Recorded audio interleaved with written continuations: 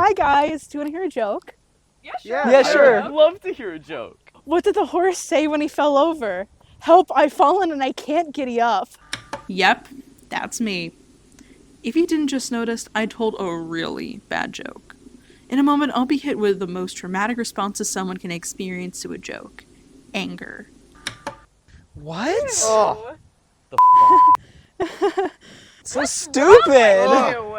Such an awful joke!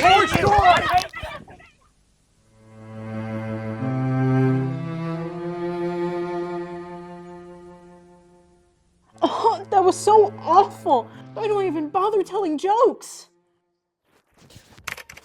Eureka! If you look at the board here. What I've discovered is that the most accurate theory for humor nowadays is called benign violation theory.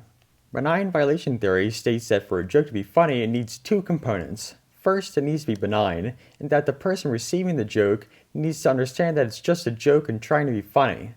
The second thing it needs is the violation, a subversion of expectations, something the viewer did not expect to come. But what makes a violation benign? To answer this, a group of researchers ran a multitude of experiments testing the different proposed hypotheses as to how a violation could be benign. Out of the many successful reasons, 3 stood out. To begin, if there is a butt of the joke, the listener should not be very committed to the subject. When the researchers made a joke about churches, religious people would tend to dislike it, while non-religious people found it funnier. Psychological distance also matters.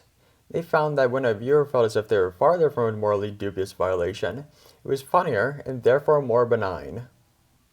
Finally, a violation that is both acceptable and unacceptable is more benign.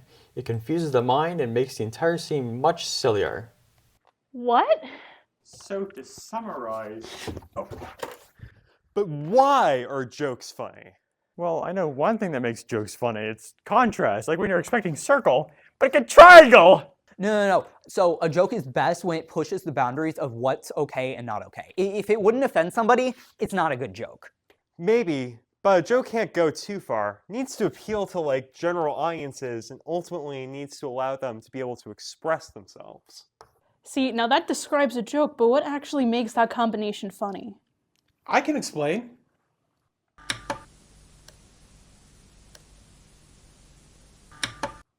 Hi, Chris. Why don't you take a seat, fellas? I got this.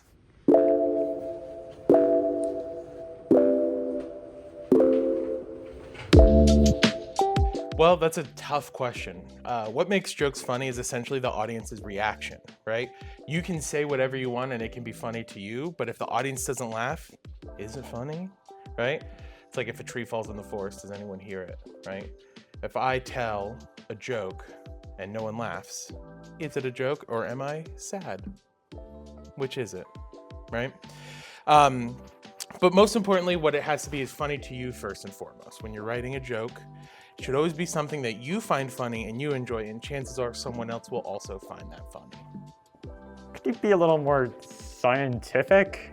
Okay, well, technically, the 3 ways that jokes typically can be the most funny is through benign violation, contrast, and relief. So how does that actually help me write a better joke? So those 3 theories turn joke writing essentially into a formula. When you're writing a joke out, as long as your punchline is checking one of those 3 boxes, there's a really good chance it's going to be funny. Wait, so if benign violation makes jokes funny, then why do people get offended at my jokes? So what makes benign violation so interesting is that it's actually not up to you as the person telling the joke if something is offensive or not. It's up to the audience and their perception. Just because it isn't too far for you doesn't mean it isn't too far for them. Wait, so how far is too far? If comedians got to decide that, nobody would have ever been canceled. Like I said, it's ultimately up to the audience whether or not something goes too far. If you're a performer on stage, your job is to find that line and don't cross it, right? As far as conversationally goes, realistically, it's just about knowing who you're talking to and where their line might be, and if they voice that you've passed it, you correct yourself. Thank you, Chris. You're welcome.